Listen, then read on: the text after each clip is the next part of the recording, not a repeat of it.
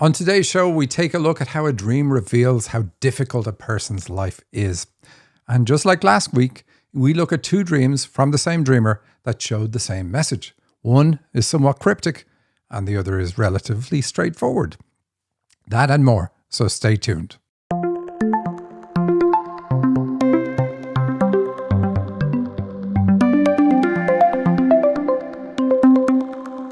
Welcome to the Dream Interpretation Podcast with Michael and Sandy.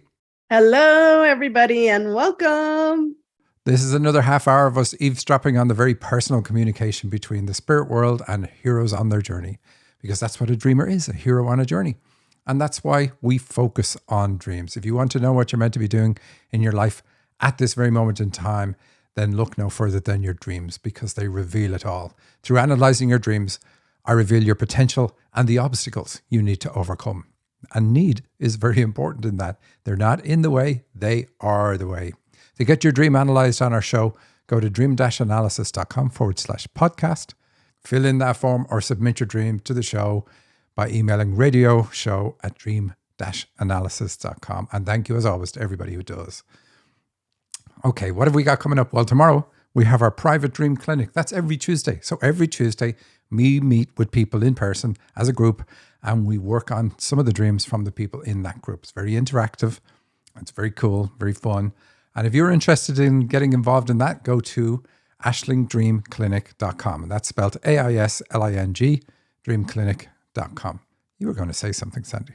I was. It's so funny because I wanted to say how much I really love the private dream clinic, because we are able to get through a lot of people in those sessions. And I know people are getting huge benefit out of it.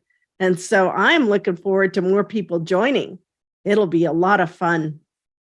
Yeah, well, indeed. And when you join that, there are other bonuses other than that weekly meeting.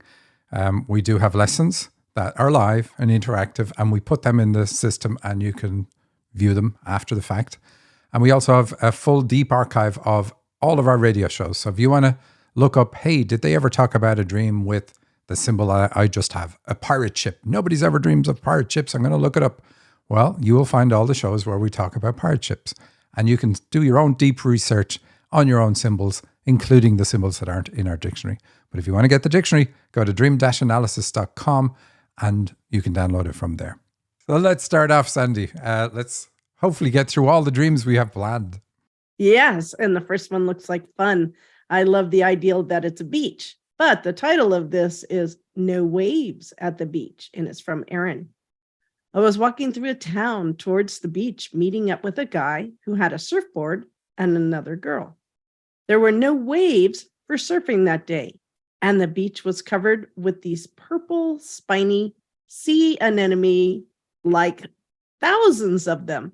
They were everywhere. He left and walked back into town with his board, and she followed him, as did I. At one point, I put on my hat, and a girl pointed at me and laughed. And somebody told me that I had a golden necklace that I had stuck on the brim of my hat that was just sitting there. So I pulled it off and put my necklace on. I walked into town, and there were all these outdoor cafes and seats, like tables and chairs set up. And then I woke up. I like that dream. That's a nice, relaxing dream. I'm sure that's not what it means. You're dead right. It is probably one of the saddest dreams I have ever seen. I have a dream like this in my book. It's the very last dream, and it's in the section about relationships. And this dream is also about relationships and about how crappy life is for this dreamer. Remember, dreams try to heal us. They try to give us what we don't have, but it doesn't always work. And it's not working in this dream. So here we go. Let's go through it from the start. I was walking through a town towards the beach. The beach is good. It does have a good start. And I'm meeting up with a guy who had a surfboard. I'm channeling on it. It's about relationships. And then the surfboard is like, hey, we're going to go places. We're going to enjoy life, because the sea represents life, among other things. But there's no waves. And so there's a disappointment. And the guy just leaves. Or let's just say the guy walks out of her life, and the girl follows, and then the dreamer follows. Erin follows as well. So really, it's kind of vicariously, she's looking at her life through the observation of these two people. So it's like relationships are difficult for this dreamer. She doesn't have the guy, hasn't met the guy that she wants. Or when she meets a guy, it turns out to not be the guy that is going to be literally the man of her dreams. And so that's pretty sad for her. And we see it in the dream. But then we see another aspect. So that relationships is one aspect. So we see another aspect that this dream is about. And that is the beach covered in purple spiny sea anemones. And of course, you wouldn't walk on a beach with those. You take one step and you're in the hospital. So it's pretty bad. But the purple tells us that she's a spiritual leader. And we would expect when we see the beach and the sea in dreams that it's going to have a spiritual aspect. So even this part, that's not working out well. I'm a spiritual leader. I'm here to help people, and I just keep getting stung. Or it's not the smooth path that I expected it to be. And then it kind of switches. At one point, I put on my hat and a girl pointed at me and laughed. So now we know what this comes from. It comes from mom and mom's ridicule of the dreamer.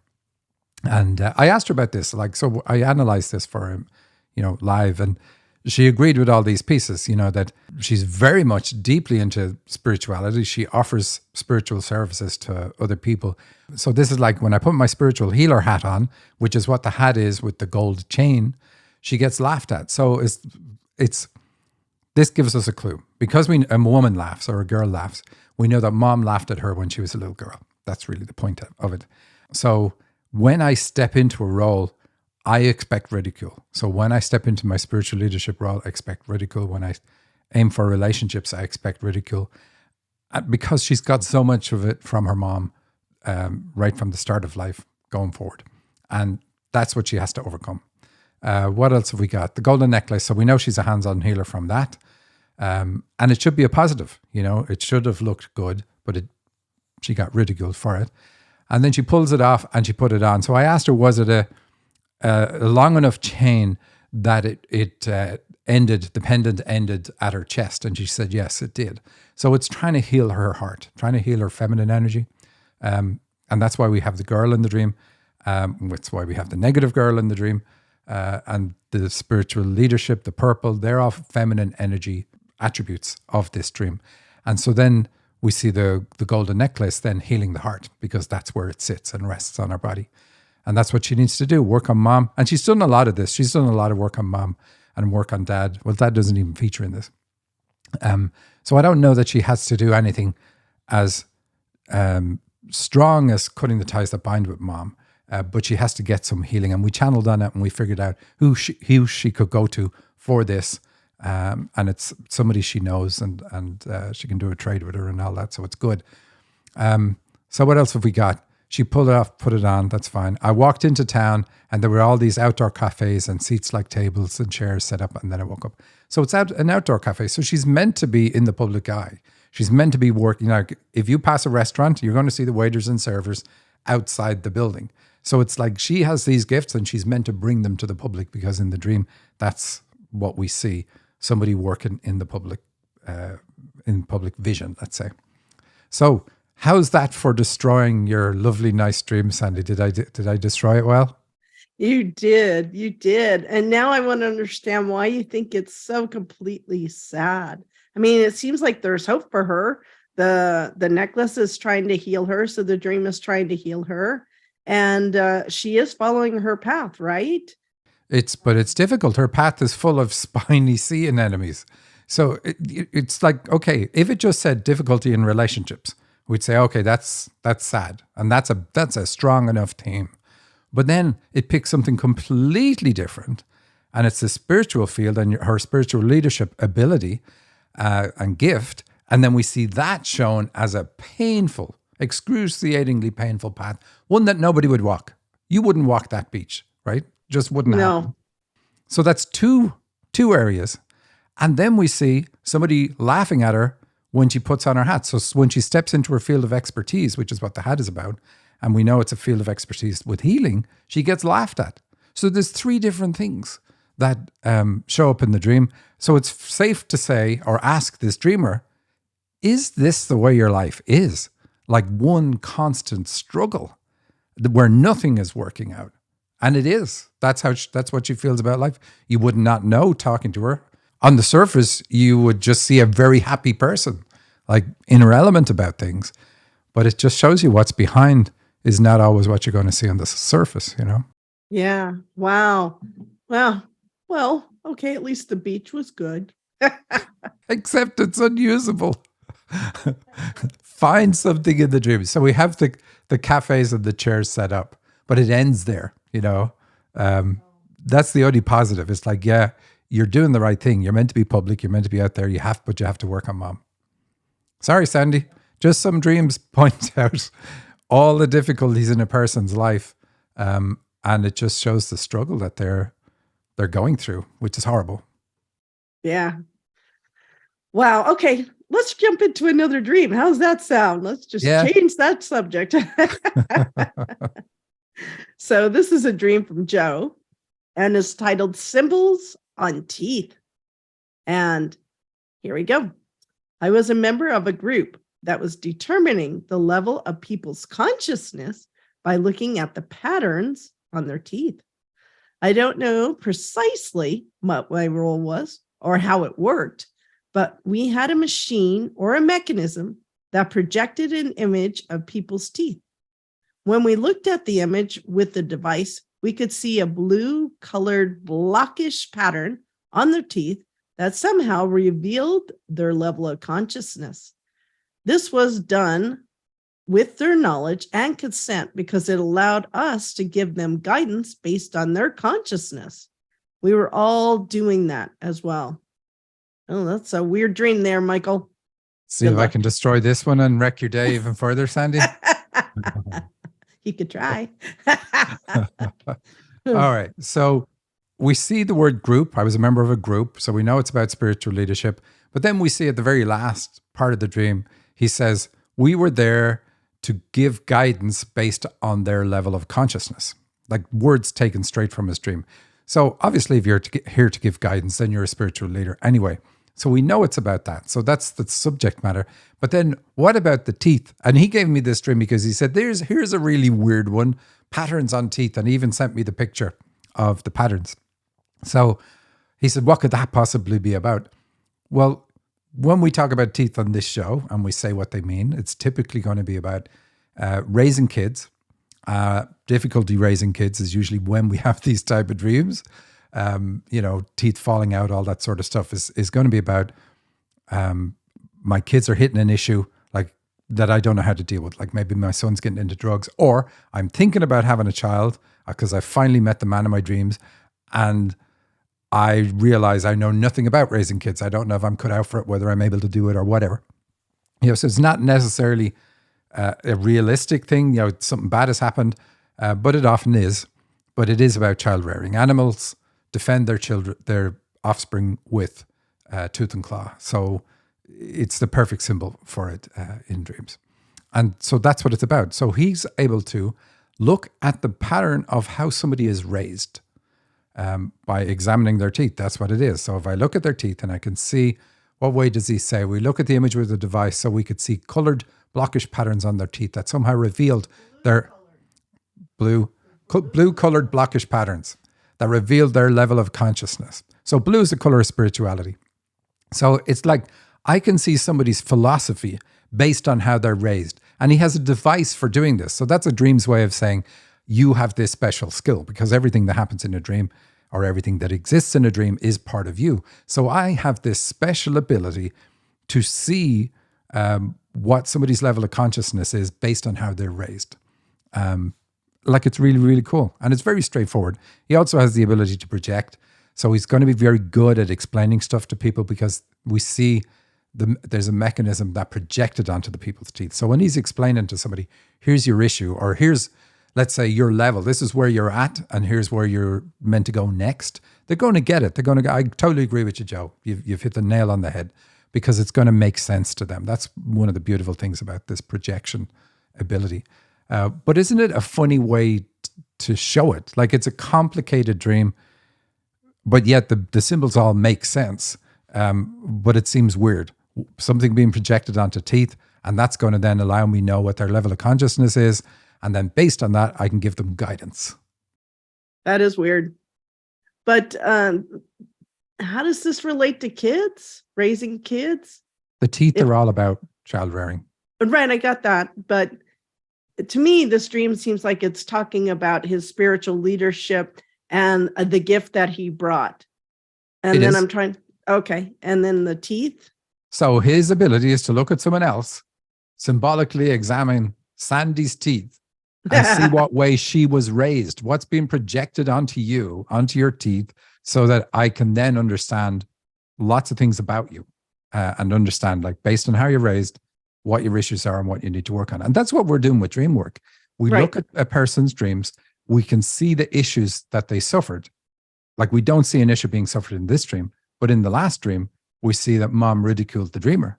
And so Right. from that, we can say, here's what you need to work on. Guess what?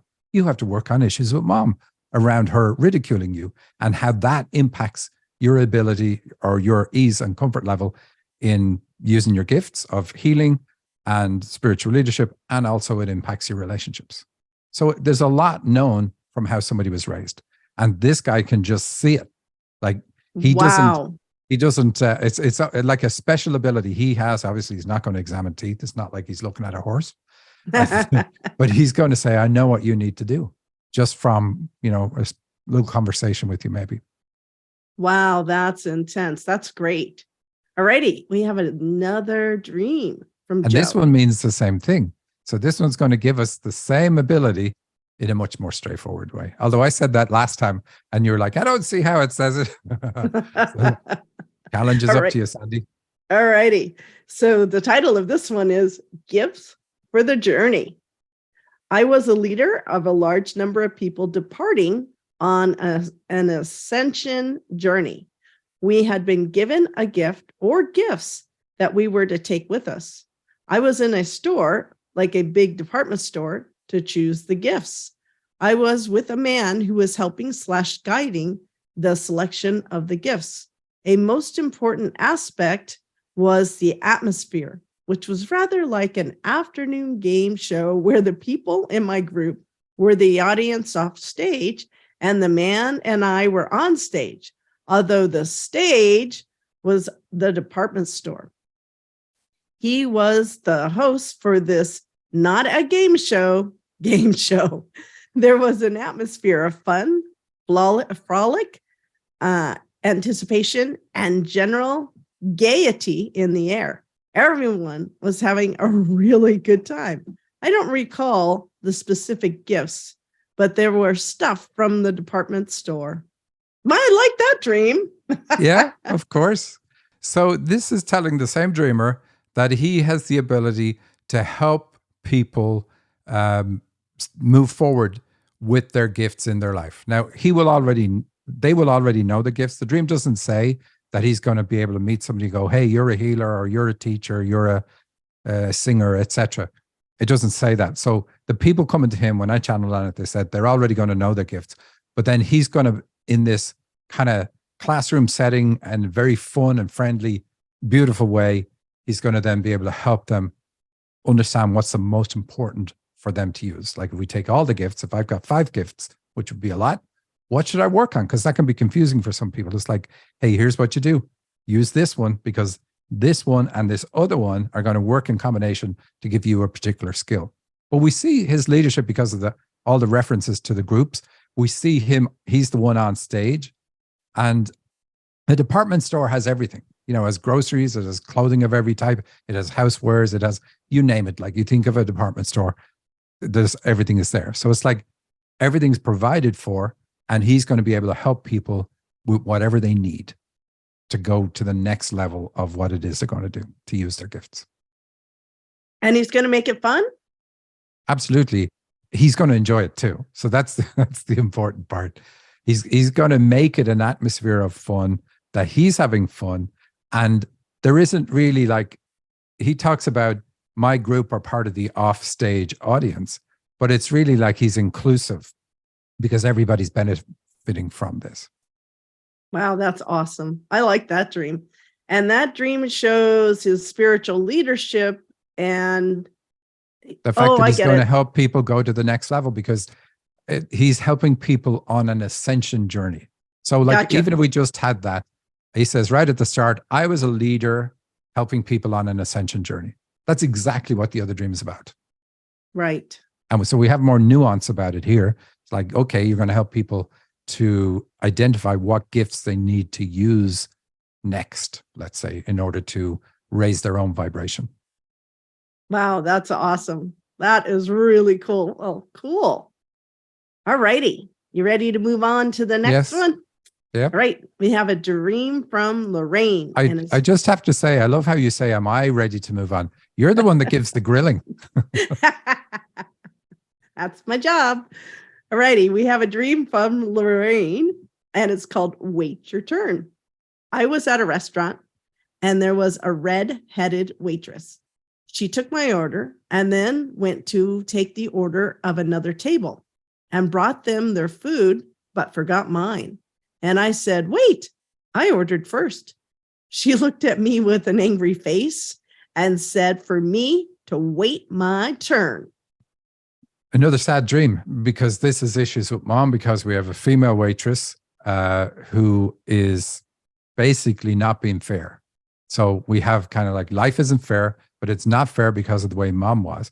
And we see her kind of like comparing the service she's getting to what other people are getting. And she's in the right in the dream. You know, she's been overlooked, but that says mom overlooked you. And this being overlooked has caused you to have, let's say, a level of envy or a level of an issue that you now need to work on. Of course, that's the point of it. But work on this so that you're no longer, let's say, angry about the fact that mom treated you that way. And that anger is going to show up in different ways. Now, mom is going to be the angry one. So always when you're talking to a dreamer, you have to find out, did you endure the anger, or are you also angry as a result of what happened? And like, how would you feel in this scenario? So it's easy to put yourself in this scenario and see how you'd be fuming that all you're doing is calling out that you've been overlooked. And then you're put in your place kind of in a totally unfair way. And so that horrible feeling is really what the dream is about. Where in your life does this horrible feeling come from? And we know it's going to come from issues around mom, because when mom was unfair, she didn't care. And she would put me down if I was going to ever point out that she was being unfair. And so now what happens is I go through life looking and afraid of situations that may bring up that same feeling in me, the same scenario. And this is what we always do. We spend a lot of our energy trying to avoid the pain from childhood. And so that's why we get such benefits when we work on ourselves, because we're no longer then trying to avoid that pain, because it can never be a pain again. It can't be a pain twice. So once we've healed it, it's gone. We heal the trauma, and then all the symptoms that are in our life where we're jealous about things, we feel hard done by, things are kind of like exaggerated, let's say, in the sense of something bad happens. But to me, it feels like a ton of bricks fell on me, and it genuinely feels like that. I'm not blowing it out of proportion, because it's part of a whole pile of bricks that have fallen on me before, and I'm still under the rubble. And this just reminds me I'm under that rubble. Do you know what I mean? I do. That was actually an excellent way to describe it. Wow. It seems interesting that the issues with mom really bring up a lot of pain. It is interesting that we don't need to have physical abuse. We just need some emotional issue repeated, even if it's not big, but repeated a number of times in our childhood, and it becomes major, absolutely major. And mom's the only important person. So it really doesn't matter if there's other people around that are really don't have that issue and make life better for us. Obviously, it's great if they're there. It helps, but it doesn't take away that the most important person in our life, mom, is the one who's doing this to me. So I'm still going to have the trauma. Right. So back in the dream, the red-headed waitress. So if I remember correctly, a waitress, because it has the title, is a guide. But what does red-headed mean?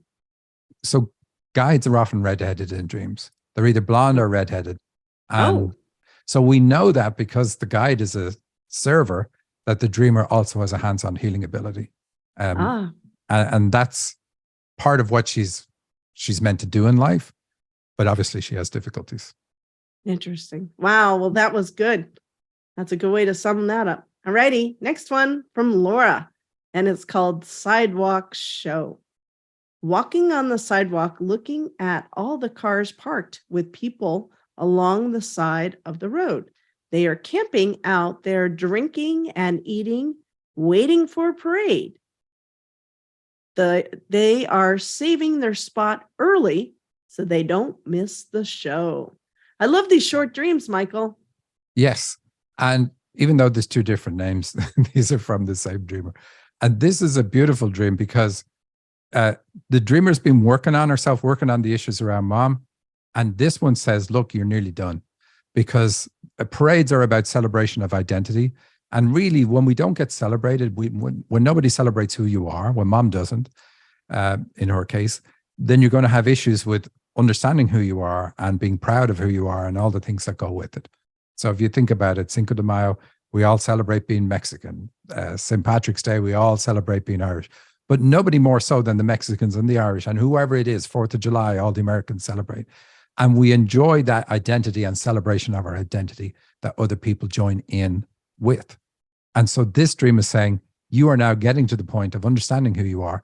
You're not there yet because you're waiting for the parade, but it's really, really fantastic. So it says the therapy that you're going through at this moment in time is working and the healing benefit is imminent. Wow, I like that. Yay, a positive dream. That's awesome. So we're out of time. We can end on a positive dream, Sandy, and then you can go cry. Thank you. So I did ask, just to close it off, I did ask Erin the following day, like, how did you feel? What did you do after hearing about that dream? And she said, I cried for the rest of the day, but I woke up with a resolve to deal with this issue. And that's what it's about. Our dreams show us our issues when we're capable of doing something about it. They don't just add salt to the wounds. They show, here's the wound, and now you're in an environment that can help you heal it. Awesome. That is awesome. That's what I love about this work. That's why we do this, is we get to see people understand, because I like the fact it pinpointed exactly what the issue was. For her, it was being ridiculed by mom. And so by working on just that, she's going to solve all kinds of issues that are kind of periphery things around her life, right? Yeah, absolutely. Well, this was great. Thank you, Michael. That was awesome. Thank you for tuning in. Happy Easter to everybody, and we will see you next week. Take care. Take care. And remember, you too could have your dreams done on Tuesday. Private Dream Clinic. Bye. Bye.